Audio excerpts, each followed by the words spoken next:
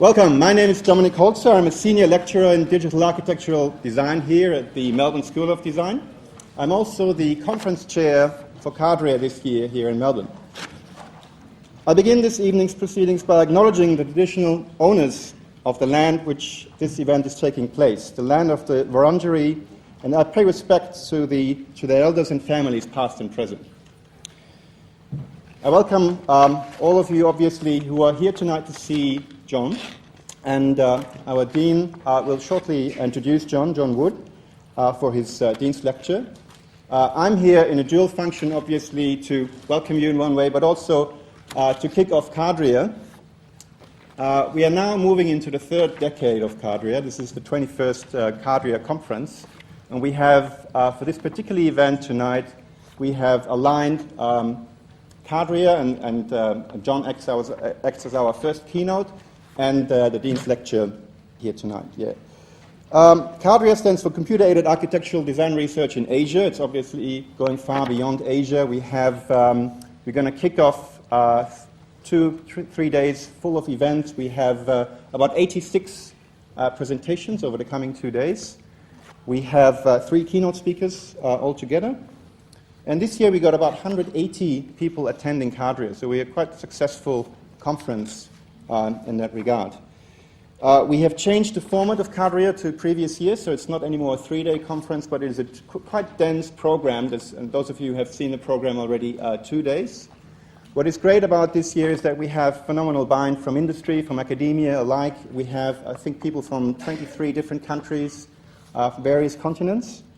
Our conference theme, Living Systems and Micro-Utopias towards Continuous Designing, has attracted a lot of interest, as one can tell. For those of you who have not heard of Cadrea before, maybe talk to the colleagues here. You can tell that's us by our orange, yellowy name tags. Before I hand over to our Dean, I would like to acknowledge our supporters and the people who have made this conference possible. First off, our gold sponsors, Autodesk and Dulux. I would like to acknowledge Woods Bagot and Forum 8 as our silver sponsors. Our great local support team at the Melbourne School of Design. I would like to acknowledge the support we get from our student volunteer group, and that's always a strong component of Cadrea, young academics and students kind of chipping in and making conferences like these happen. The Cadrea Executive Committee, the Cadrea Paper Selection Committee, the local organizing committee with Jane Burry from RMIT, and we're doing this in collaboration with RMIT, Paul Lowe from Power to Make and University of Melbourne, Stanislav Rudalski from the University of Melbourne. I wish you all a wonderful experience, a wonderful keynote, and I see many of you over the coming days at Cadrea. Thank you.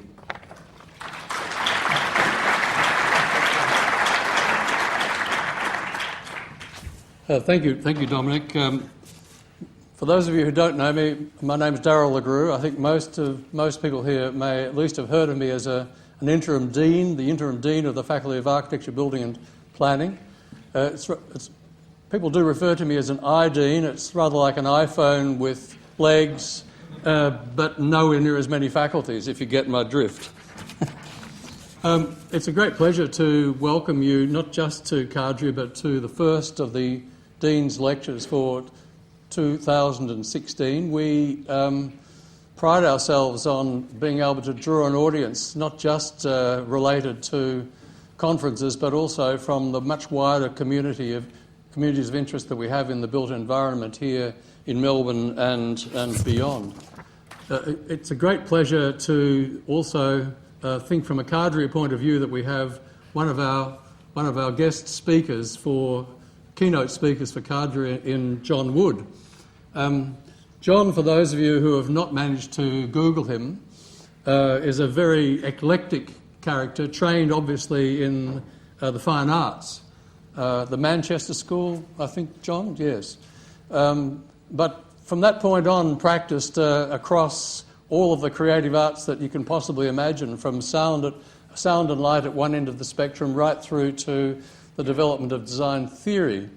The characteristic of John's work has been a kind of series of radical shifts, and I think that's been quite a deliberate move on John's part to actually try and be slightly ahead or slightly to one side of the the main game of orthodoxy when it comes to art and design theory. And I think that's the main reason why John's been invited here. It's to ginger us up a little, to put us slightly off the beaten track, off the orthodoxy, the track of orthodoxy, to challenge the assumptions that we make about especially computer-aided design and the software that we use and the assumptions that lie behind it, to challenge all of those things. And of course, John's other claim to fame is that there were two main schools of rock music that came out of Liverpool. There were the Beatles and Deaf School.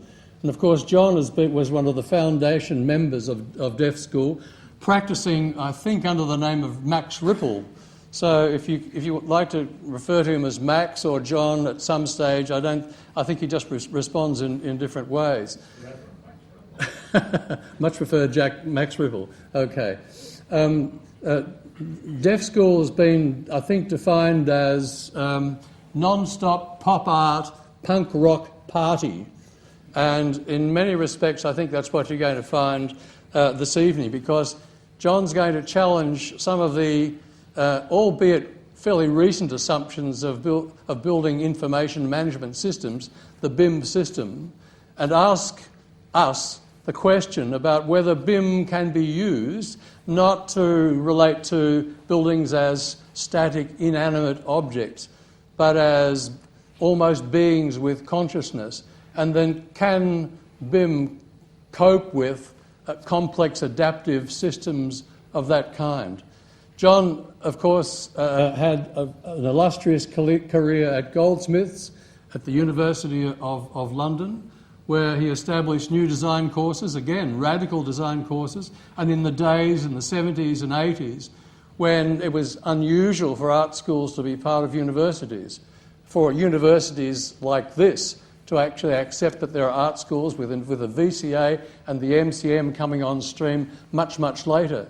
John was in the vanguard of the integration of art schools, art theory, design theory, all the thinking that goes with the compositional disciplines as early as the 70s into a very classically oriented university such as the University of London. So, John, it's a great pleasure to welcome you. Come along and challenge us right now. Thank you.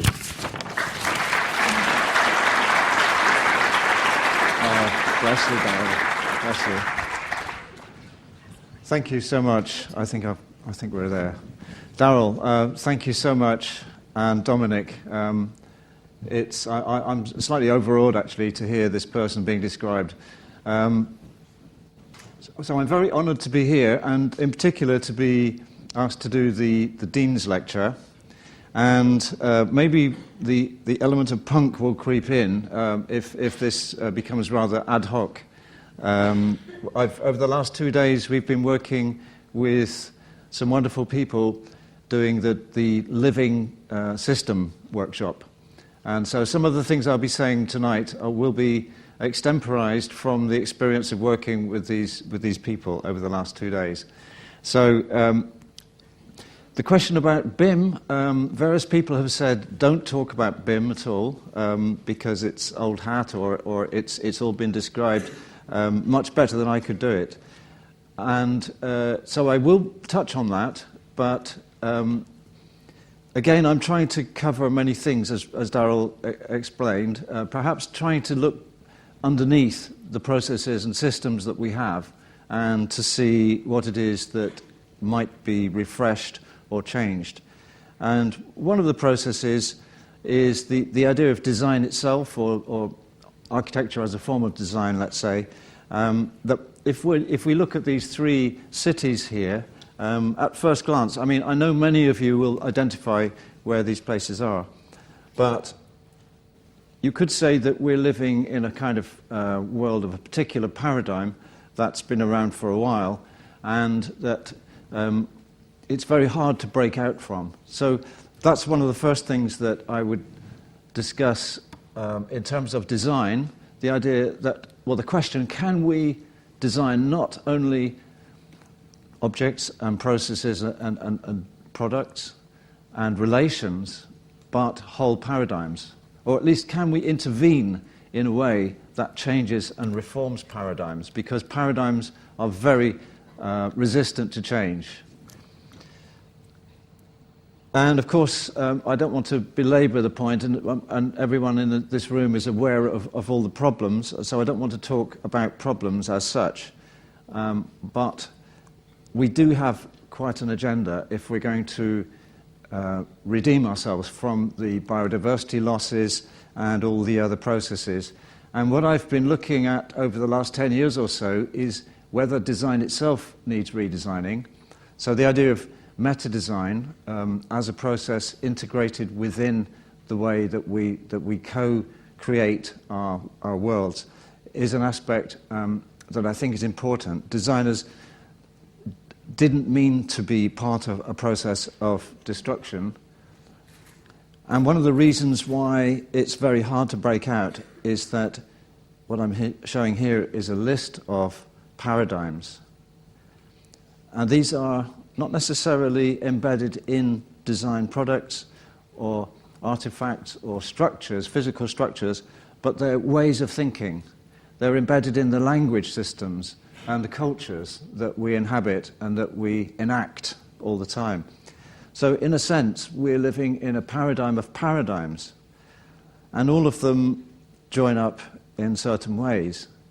So partly what I've been looking at with my colleagues is the idea of meta-design as a process of unpicking some of these connections and seeing if they can be refreshed or maybe brought to life, you could say. And we discussed in our workshop the reason why things don't change very, very readily. And there's a tendency for all of us to say, well, we're paying our politicians to change the world and to make things better. But this is Donella Meadows' conclusion from 1995 when she looked at the way that the United Nations was conducting itself and seeing that there were about 10 different methods used, all of which start with targets and penalties and fiscal remedies. And she was observing that these perhaps are the least effective ways to change behavior. So what is it that we need to do to make this work better? Well, design is different from politics and from fiscal measures and legislation and so on, perhaps because it doesn't deal so abstractly. It gets straight down to how things work. It gets straight down to the way that people behave and the way that they like to live. So you could reframe a lot of the specialisms of design and integrate them into what Buckminster Fuller talked about, comprehensive design, a comprehensive and joined up set of processes in which we reframe some of these specialisms, architecture, fashion, and so on, and then rethink the purposes that often we forget. Often we have such specialization in industry that people are brought in to design a greener car, when in fact maybe what we need is a different form of planning, or planning that joins up to the financial system in a new way. So these are things which are possible. We need different forms of mapping, and then we shouldn't throw away the traditions of architecture and the sensibilities and the new evolving disciplines of computing and computer sciences and so on. But we maybe have to reframe our position within the whole system. And I know it may not be very fashionable to talk about Karl Marx, but he did ask a very nice question about the architect and the bee, which maybe most of you know about. But he observed that the spider and the bee, in a sense, work from the inside out. And in some respect, maybe we can learn from this. There's a process by which we create spontaneously. We can learn to be more spontaneous. But on the other hand, there's an aspect to design and architecture whereby we do better than nature. We don't have such painful, long-winded processes of trial and error that you find in evolution. So this is an advantage. We can test things out, perhaps using computer modeling and observing possible behaviors and affordances. So some of the tradition that this discourse comes from is the idea, I'm not sure what it was Le Corbusier said, something like a person is a machine for living in one of my buildings, or something of that description. But I found it very helpful in thinking through this talk, using the ideas of Maturana and Varela, Chilean biologist and neurologist, and they came to the conclusion that there had not been a theory of living systems until they put something together in the 1970s, and that they talked about the difference between allopoetic and autopoetic systems. And I have to say, I'm not an expert on Le Corbusier, but it does seem as though what he constructed was very much a top-down vision, very successful, ingenious vision, but one that was centered around the architect and the affordances of building in a certain way. And this is the definition, there are many definitions of BIM, but from what I can see, it is a kind of process whereby a drawing is collapsed in with data. And please just shout out if you disagree with these ideas. And one of the debates about this is that perhaps BIM moves the agenda from one of representation to simulation. And what I'm proposing is that very process could be used rather than a post hoc way of auditing what happens and what might happen to a design process in which there are feedback mechanisms that can then create a sort of iterative set of processes.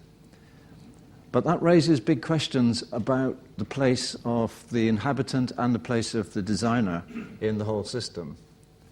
And this is a very difficult question. I don't have an answer to the bigger questions about autonomous systems and how a system such as automated systems within architecture and how that would work. So by way of example of the dilemma or the difficulty is that if we see,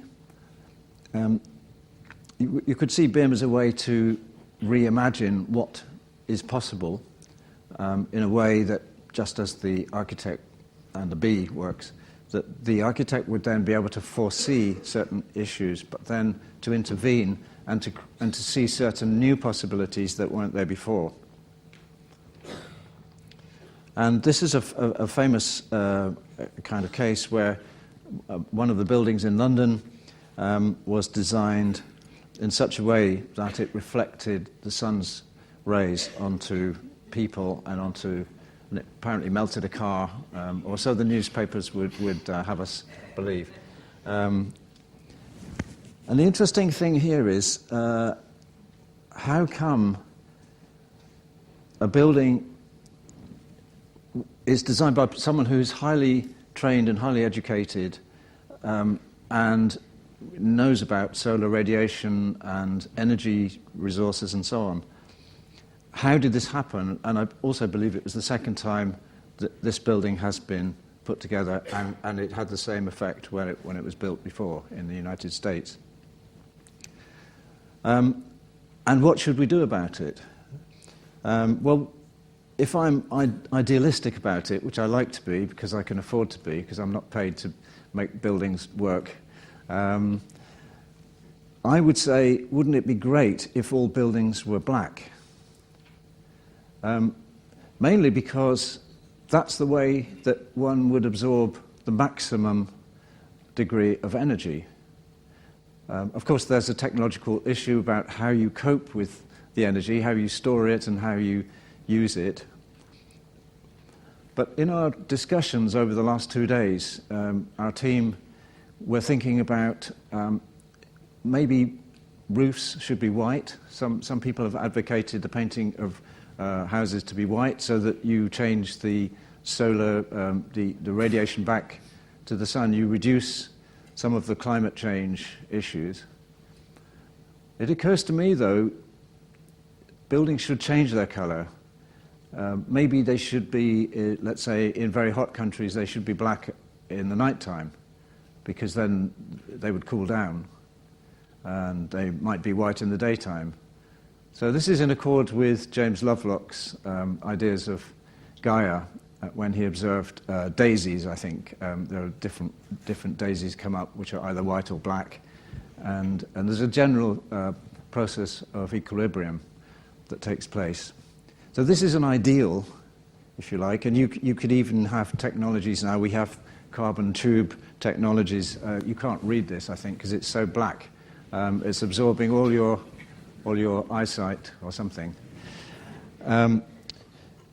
But then coming back to the idea of autonomous buildings and living buildings, should the building have been embarrassed when it burned a car? You'd hope that it had a little bit of shame, and you might even hope that people would not rent the building. They would not want to live in this building. That did not happen. Apparently, the real estate agents had no problem in selling the apartments to offices, perhaps because of the notoriety. So, in a way, we're looking at a system at which there is really perhaps not the right connections, or we need to redesign the process so the feedback is much more direct and much more to do with those things that are important. But, of course, I hope I'm not being too idealistic. I think it is possible, but it would entail redesigning the economic framework as well as so the whole taxation system is a whole set of things that need to be changed at the same time. These are not impossible, but they are impossible if we believe they're impossible, and if we're unwilling to look at many issues at the same time and see them together. So in terms of the framework or the culture of thinking, one of the things that interests me in this word BIM is the word information and what that means. And I think this comes down to what Darryl was talking about in the digital culture, the culture that has brought us notions of information theory, communication, defined in a particular way. So my question about information, what do we mean by information? Because information is often oversold data, and information sometimes is masquerades as knowledge, and knowledge masquerades as wisdom. So the process behind information theory, in my view, comes from a particular kind of science. It's a particular side of science which is kind of a physics-based cosmological idea where entropy is the ultimate endpoint of our existence. Not a terribly cheerful kind of scenario. But today, everybody is aware of the world in these terms. We all know about neural connections and plasticities, and we have a kind of very linear, not linear, but we have a very physics-based or science-based understanding now. In the Middle Ages, we saw things differently. So the idea of fear would have been identified in a particular location. If a fight breaks out at the corner of this auditorium, as I can see, it's just brewing over there, and some ugly stuff going on. Sorry about that. But it would have been identified in that side of the building. So this is a sense where we would have more of a sense of a building spirit, because we would associate the history with those particular things. But on this particular way, the evolution of science, classical science, led to these ideas of, for example, Descartes, that animals are machines because they have a metabolic process that can be observed when you cut an animal up. You can see this mechanistic side. And these processes have been very attractive because they can be quantified and codified, and we can manage them very effectively. So we know these things very well. And on the other hand, there is another side to science which is more culminating in chaos theory and living systems theories. And on the right-hand side, it's a more qualitative process that sometimes resists quantification and maybe is more heuristic. So perhaps there's a tendency, historically at least, to side with the left-hand approach, simply because it is more, there's more certainty on offer. And one of the unfortunate aspects of this mindset on the left is that it led to the law of diminishing returns, partly because of the experience of expectation that the world consists of assets that can be extracted from the earth. And the logic of that is that if you distribute it, then you reduce and reduce. Whereas on the right-hand side, living systems in a kind of interdependent whole are extremely impressive in the way that they hang on to energy. And part of the workshop over the last 2 days was to simulate the way that cells work. So we created artificial teams, if you like, that had particular qualities that we borrowed from ecosystems. So on the left-hand side, this allopoetic idea is associated with machines that are there to produce something. And the notion of autopoiesis, which is from Maturana and Varela, is described for living systems as a process whereby the organism produces itself. That's a very clumsy way to put it. So that it's not set up expressly to achieve something. So that the idea of so this is a problem or a difficulty of creating living systems or living in living buildings. That what we know about is how to produce machines that create something. So how do we move to the right-hand side and create living buildings? One of the reasons why we prefer the left-hand side, perhaps, is that living systems are not predictable, or at least when a baby's born, we don't really know what it's going to say in 5 years' time. We don't know what it's going to be like. And the same applies to some of the methods that we've been looking at in creating synergies, for example. On the other hand, if you a cadaver is very predictable. We know that after a certain predictable time, under the lab situation, the patient will stop complaining, and then I'm just checking. This machine is now talking to me and saying that it's running out of juice, so maybe I should plug it in. But the culture of the digital and the culture of sustainability has led us to a set of interactions with machines.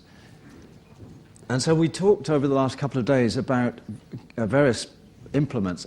I know a thermostat is only a sensor, but it is remarkably dumb because it's designed expressly to measure temperature or heat. It probably could be measuring a number of things, electromagnetic radiation or humidity. There's a number of other things, but it's only designed to check temperature. And in fact, human beings don't really live like that. If we get cold, there may be many reasons why we're cold. It may not be to do with the temperature of the room. It may be to do with lack of energy or lack of food or something like this. So is any machine, can you think of a machine more stupid than a thermostat? Any offers? Probably depends on your definition of stupidity. Stupidity, yeah, okay. Well, let's say in the world of smart systems, maybe it's unfair to look back at the thermostat, the humble thermostat, and complain that it's dumb. But I think Marx said maybe a clock is more dumb. This is increasingly out of date, this idea now, my critique of the clock, because it was, well, if I said to you, is it time for me to stop, or would you like to have a drink? Most people tend to kind of check the time. So we've got beyond the point where we decide, I'm hungry, I'm thirsty, I want to walk around. We are regulating ourselves by a machine that doesn't know why we're asking the question. I think Apple would now disagree. So Apple would, you can ask your Apple Watch what the time is, and it will say, why do you need to know? So that's quite a handy way for it to come together and work with human beings.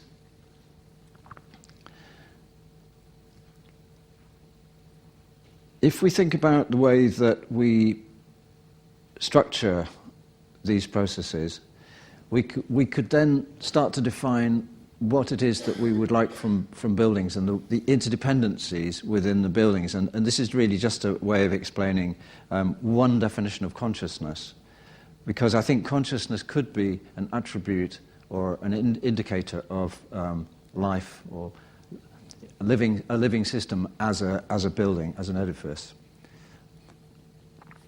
So part of the process that we looked at over the last couple of days was the way in which top-down and bottom-up systems, it's a very, very crude way of looking at it, but one of the problems that we have in scale, in scaling up very large systems, is that they're inclined to become rigidly hierarchical, so that there are control systems that manage from the center. And the language of top-down is interesting because it's inclined to be very declarative and abstract. And perhaps what we would need more is more decentralized processes of adaptation. So a bottom-up language is much more like this guy here, where the language is not explanatory, but it's procedural.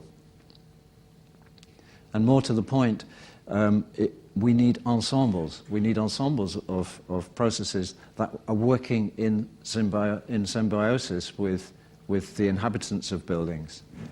And this is a beautiful quote from Polanyi. All knowledge is tacit knowledge if it rests on a subsidiary awareness of particulars in terms of a comprehensive unity. So some of the knowledge or some of the information exchanged will be conscious and some will be unconscious. And we've got lots of robotics and we've got lots of gadgets and lots of data and lots of ways of managing these things. So one of our discussions was whether artificial life systems or artificial intelligence processes will be sufficient to make us work more effectively with buildings and make buildings work more effectively. And this is a lovely idea, which I'm not sure is inscribed in computing, but this is Norman White's helpless robot, in which it has no wheels and it sits in a room and it pleads. If somebody walks past, it says, "Help me," and if a hapless person walks in, then it engages in conversation and says, "Could you move me a little bit closer to the window?" And then as it's moved, then it gets more and more demanding until you're running up and down pushing this robot around. So it's an interesting way, because we tend to see automation as a process almost like a slave. And perhaps what we will see in the future is that the inhabitants of buildings might be more like the pets, where we're tricked into thinking that the temperature's gone up when we want it to go up. I'm assuming, by the way, and having talked about the stupidity of the clock, somebody's giving me a sign to finish now. So I'll just mention some attributes of consciousness, thank you, which we might use. Actually, no, what I'll do is to move on to... If we think about consciousness in buildings, then perhaps we're inclined to expect the autonomy to be within the fabric of the building.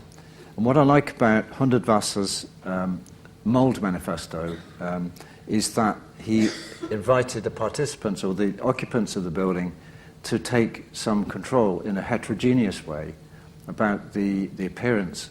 So you could extend this idea, and I guess it's an extension of self-build. So the process of self-build is another way that we might explore this process. And just to finish now, the guiding principles that we've inhabited so far to do with sustainability, I believe, have been very unhelpful indeed, because the notion of sustaining is never declared. We never explain who sustains what, or whether we mean a temporal meaning of sustaining in a duration, or whether we mean holding something together. So to work from co-sustainment might be a prerequisite to finding recipes for living buildings, because the reciprocal process and the symbiotic process is an essential part of this agenda. Thank you very much.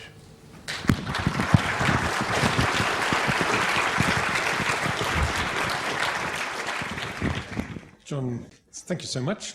Almost an anthem for anti-design, if not meta-design. The idea of the amateur or the self-designer, self-builder.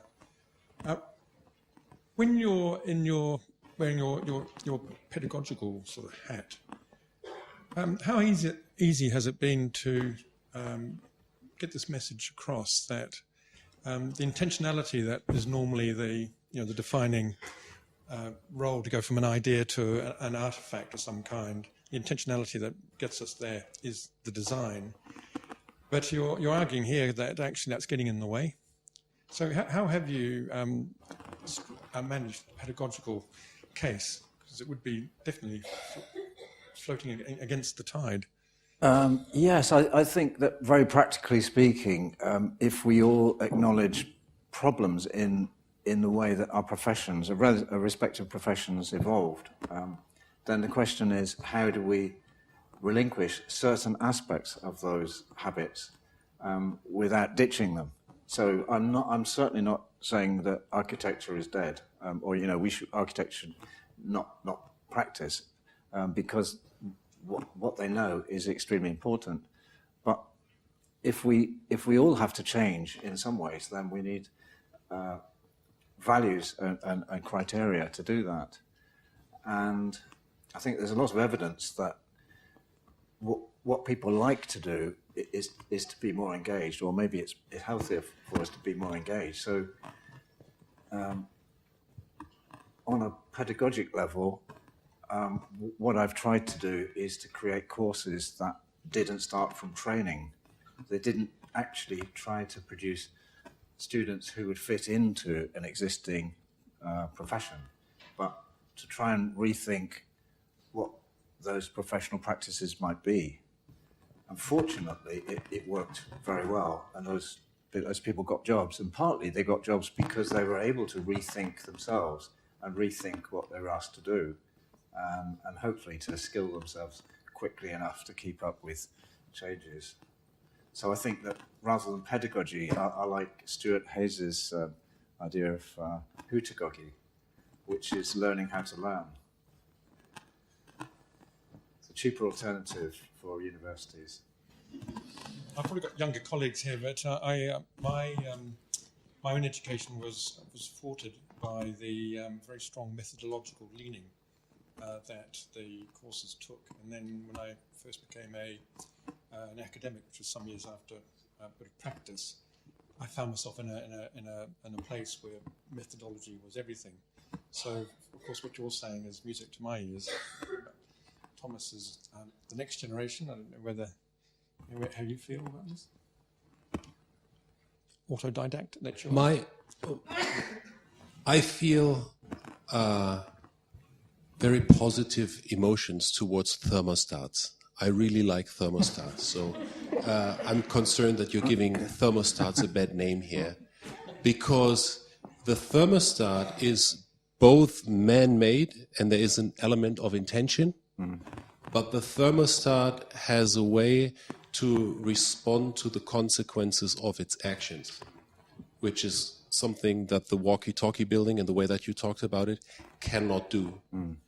And the way that it is able to do that is through time, which is probably one answer to all of these questions. Yeah, you mentioned that there's a temporal dimension to the idea of a sustainment. And the academic logic with which we teach, the academic logic that is applied in pedagogy, in building science, and so forth, is devoid of time. It is atemporal in the sense that it is, if you were to describe what the thermostat does in conventional logic, you would end up with a paradox, and you're supposed to stay clear of that sort of thing as an academic. But actually, that is what life does. And maybe in how we deal with time and intentionality and volition and intentionality in pedagogy has something to do with time and how we allow to accommodate for time. I love the principle of the thermostat. I guess I'm really only saying that in evolutionary terms. I think I learned this from our workshop, that in living systems, very few sensors have only one purpose. So that the thermostat was invented a couple of hundred years ago, and it needs to evolve a little bit. My main concern with thermostats is that what they do is to cut us out. How many people here are aware of the changes in temperature? We probably aren't aware of it because we're so used to living in a thermostatically controlled environment. And then we look at the numbers to see what the temperature is to know if we're okay. This is sustainable. So this is us out of touch with our environment, and it's caused by automation. So I don't really have an answer. It's a very difficult problem. How to build ourselves back in, but at the same time not throw away these wonderful gadgets. Actually, following on Tom's, you would just said, I think you described my experience sort of when I was young as a learning trend, as in architecture, and then I'm now teaching. I've been struggling with what I feel I should teach students, but and as opposed to what I feel right. In Chinese saying, we have, when people tend to become slaves to what they own. Chinese saying is called 一于物.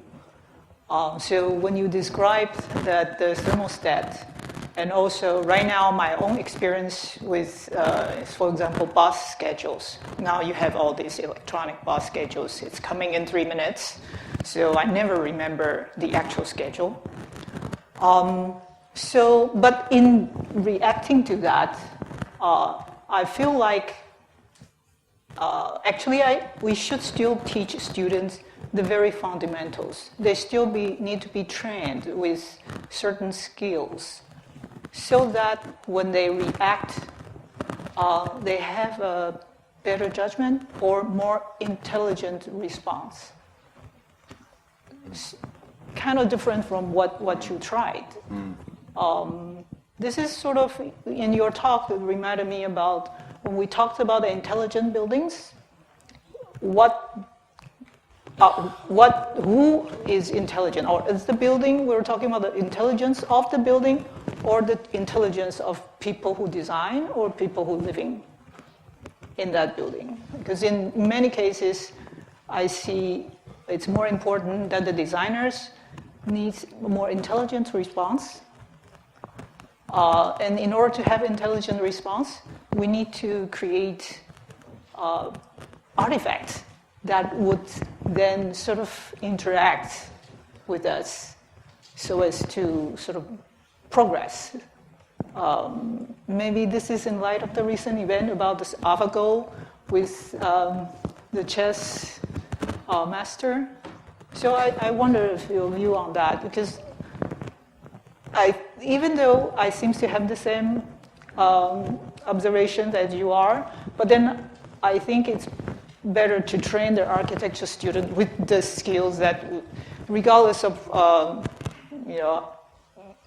how they, maybe not so much to talk about the philosophical things first, but give the skills first. I guess we're going to differ on this. Maybe it's cultural, or maybe it's personal. My feeling is that the cleverest people often didn't go to school, which is bad news for my profession, isn't it? And the question is why. Animals are very creative and learn very quickly, and some of the skills that we teach, what they're inclined to do is to give channels that it's very hard to jump out of. They're tram lines. So that would be my question. In an age of great peril, how do we see beyond the paradigms if we're all skilled and we're all specialists? So that would be my question, if I can throw that back to you. Well, I guess that's what's interesting about clocks and watches is the implied conformity that they represent. I can't remember who it was. It's Trevor Cox, is he? From the UK was talking about why the clock was a very bad invention, because it's desensitized human beings to knowing what the time is. And it starts with the village clock that would chime out midday so the people in the fields would know that it's time to down tools. And I think it was Cox that was thinking that now GPS is going to have the same effect. We're going to lose our locational awareness. So the thermostat it's all part of the same argument. Maybe the people who excel are those who have refused to conform, and perhaps that's what's been the challenge of the education system, is that it's actually, including design education, it's to conform to a paradigm. And so the paradigm might need to be no paradigm. Shall we throw this out to the audience for some questions, I think? On that subject, John, I think you're not wearing a watch. True. Is that because you've been beaten up in the streets of Melbourne? I'm a non-watch wearer. I'm always interested in people that don't wear watches. Well, I've got a phone in my back pocket that probably doesn't work at the moment because I'm not very good with technology. No, I am a slave to time in a way. I like to. I think I was a bit off the beat with this, wasn't I? I was slightly over time, but the invention of time is very odd, and there are many experiences of time, and we don't really think about experientially whether counting, for example, is the same if we're a dancer or if we're a musician or if we're an architect or a painter. I'm not sure how to answer your question, to be honest. A question over there? Yeah, John, if we can get back to your idea of the stupid machine, let me ask you what you think about the car or the automobile perhaps being a stupid machine. Now, it's a very complicated device, and it's almost or ecological paradigm, they are death machines. There are millions and millions of people probably every year who are maimed or being killed by automobiles. They create a lot of air pollution. They produce greenhouse gas emissions, major producer of greenhouse gas emissions. And cities have come to be designed around automobiles, and even buildings are designed around automobiles. So maybe it's not the automobile stupid, but it's the people who created the automobile who are stupid. So I throw that out, thinking a little bit outside the box. Yeah, I can't disagree. What fascinates me is the way that the paradigm of the motor car comes out of an allopoetic system, the production line, and it led to a whole set of changes. So it's not just a machine for pumping out carbon. It's also something that's produced. It's helped to produce time, the need for timelines, credit card systems, hospital emergency services, tarmac. There's a whole set of other industries that co-support one another and the car. And I think somebody did a survey where they looked at a freeway in America and found that 16% of the traffic was to do with the automobile industry or servicing the road itself.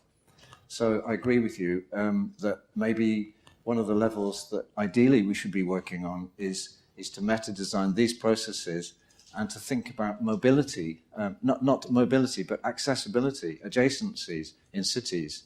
That this would be a much cheaper way to do things. In many cities, people spend an hour or 2 hours or 3 hours a day traveling to and from work, which is a very expensive way to run industry. It's not a lot of fun either. What I fear is that in the future we'll have Google cars, and when we're so tired from doing the work we don't need to do, we'll be sending the cars out to have fun and while we fall asleep.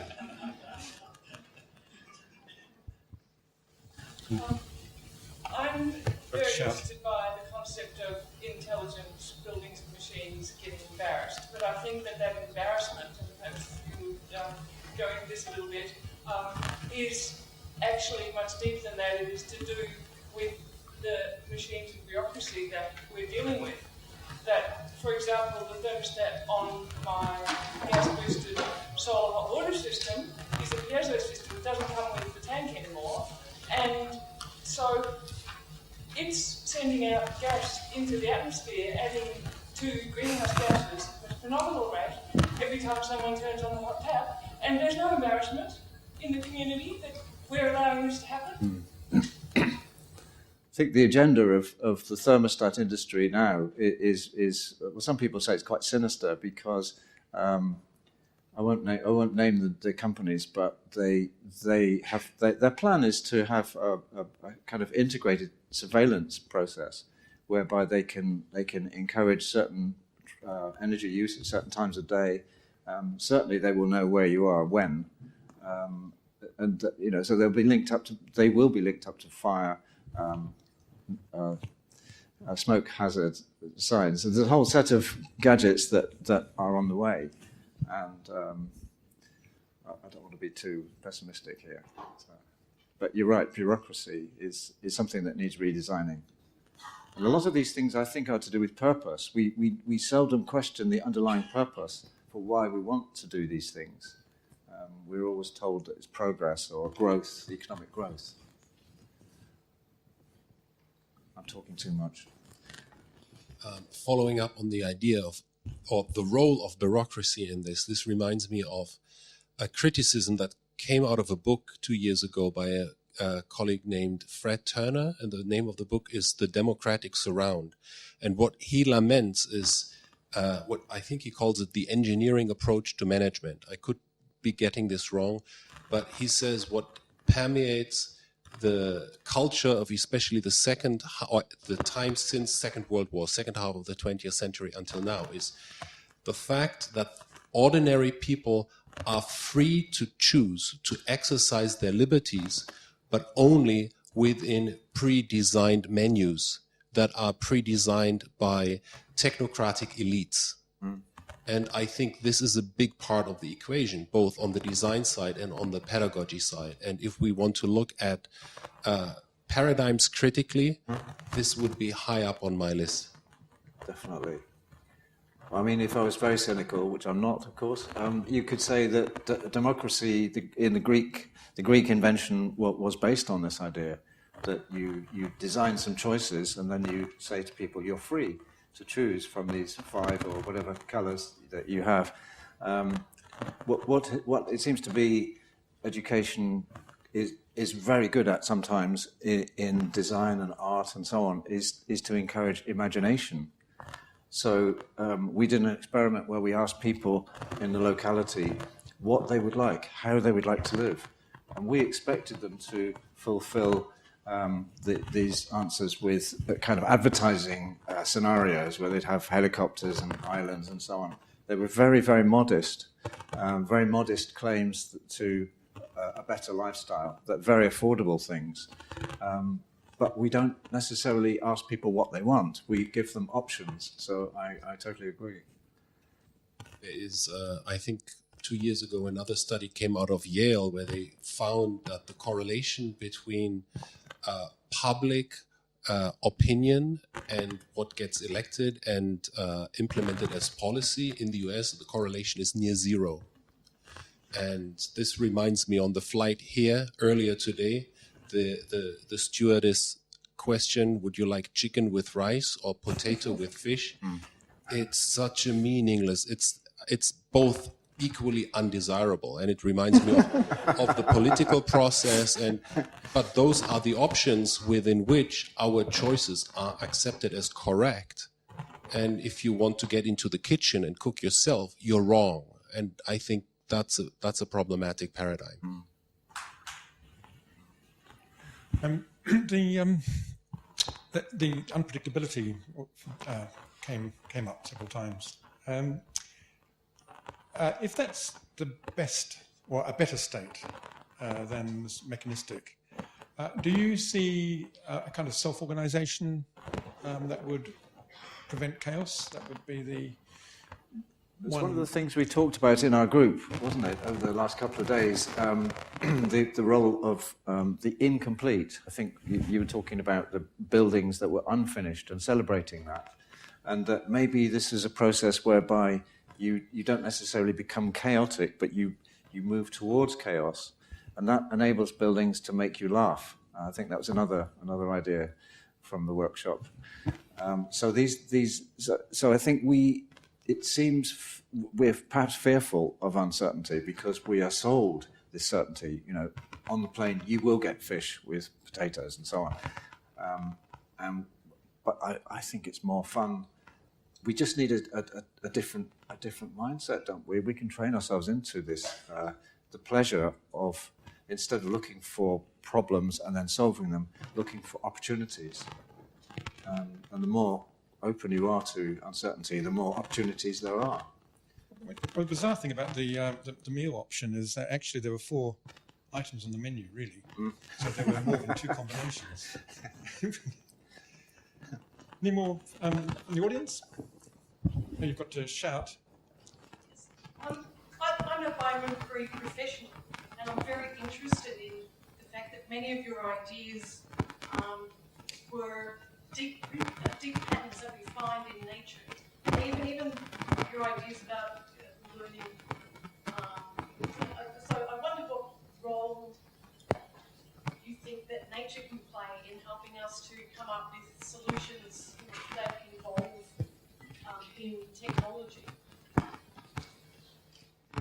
I probably don't know enough about BIM to answer precisely, but we've had the idea of biomimicry for a long time, and my concern with a lot of the projects I've seen is that they seem to interpret this, in principle, the study of living systems, but they seem to interpret this in bits of organisms. So you steal the idea of a snake tongue and you put it into a gadget.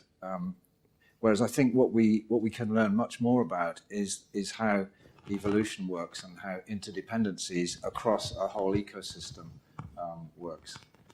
And you know, we've lost half the vertebrate species since the 1970s, and people don't seem to be too concerned about that. But we know so little. We know about 12% of the Earth's species. We haven't got names for them, the others, or we don't know they exist. And so there's a huge amount. And nature's been doing these tricks for a long, long time. So we must be able to learn a lot from that. Time for one more question. Yes, I'd like to see an application, a creative application of your bottom-up principles to, say, current crises or cycle seeds in Europe, and how you, because that seems to be a chaotic condition. How would you address that, in an integrated, maybe non-integrated way, in a creative way? That's a very good question. I'm not sure I know a good answer to that, but maybe in some cases you might ask the children, because they haven't been trained into the kind of mindsets, the political mindsets and choice-based logic that the adults have. Yeah, I mean, maybe everybody could try and imagine new possibilities, because sometimes we're inclined to frame problems. We see problems, and what that does, as soon as you identify a problem, you've closed off all the options, or most of the other options, and the opportunities. Yeah. I think closing on the innocence of the young mind is probably a very good note to finish what's been a very, very refreshing lecture. On behalf of the school, I mean, the conference has been kicked off with the most remarkable way. There's been a long time coming for the faculty. Conferences like this are such a lot to organise. So to have you here from such a distance with such profound provocations, I think on behalf of the organisers, I can thank you very much. Thank you. Thank you.